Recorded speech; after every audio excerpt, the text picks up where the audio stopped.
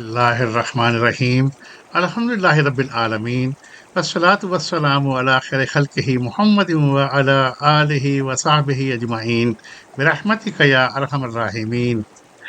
السلام علیکم ورحمۃ اللہ وبرکاتہ۔ میرے محترم بھائیوں اور بہنوں، آج کی حدیث مبارک ہمارے کردار کی ایک نہایت قیمتی صفت بیان کرتی ہے۔ رسول اللہ صلی اللہ علیہ وآلہ وسلم نے فرمایا، حیا سراسر خیر ہے۔ آج کے معاشرے میں بعض اوقات بے حیائی کو ترقی اور حیا کو کمزوری سمجھ لیا جاتا ہے، لیکن اسلام اس کے برعکس ہمیں سکھاتا ہے حیا انسان کو گناہ سے بچاتی ہے، زبان کو نرم رکھتی ہے، نگاہوں کی حفاظت کرتی ہے، لباس میں وقار پیدا کرتی ہے اور کردار کو خوبصورت بناتی ہے۔ حیا صرف خواتین کے لیے نہیں بلکہ مومن مردوں کے لیے بھی اتنی ہی ضروری ہے۔ جب تک مسلمان اللہ تعالیٰ سے حیا کرتا ہے تو وہ تنہائی میں بھی گناہ سے بچنے کی کوشش کرتا ہے۔ اس لیے رسول اللہ صلی اللہ علیہ وسلم نے فرمایا کہ حیا صرف خیر ہی لاتی ہے۔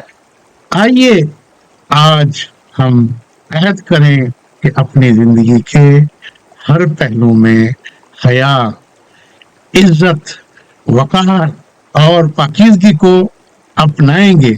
اللہ تعالی ہمیں ایمان، حیا اور بہترین اخلاق عطا فرمائے، آمین یا رب العالمین۔ سننا challenge, practice one act of modesty today.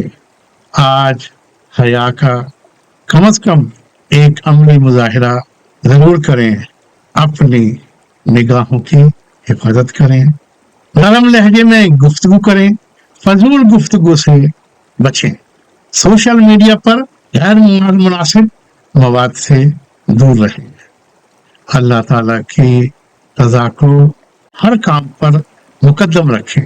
One حدیث ون ایکشن۔ آج یہ عہد کریں، میں اپنی گفتگو، نگاہ، لباس، سوشل میڈیا اور کردار میں حیا کو اپنانے کی کوشش کروں گا۔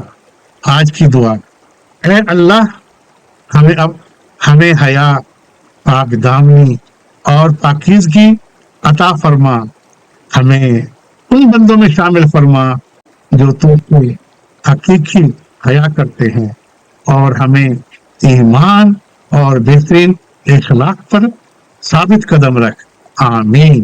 اے اللہ، اگر اس کام میں خیر ہے تو اسے قبول فرما، اور اگر اس میں کوئی کمی یا ریا ہو تو مجھے اس کی اصلاح کی توفیق دے۔ یا اللہ عز و جل ہر اس شخص پر اپنی بے شمار رحمتیں اور برکتیں نازل فرما جو حدیث مبارک کو سنتا ہے، اس پر عمل کرتا ہے اور اسے صدقہ جاریہ کی نیت سے دوسروں تک پہنچاتا ہے۔ انہیں دنیا اور آخرت میں بہترین اجر عطا فرما، ان کی مغفرت فرما، اور اس عمل کو ان کے لیے ہمیشہ جاری رہنے والا ثواب بنا دے، آمین ثم آمین یا رب العالمین۔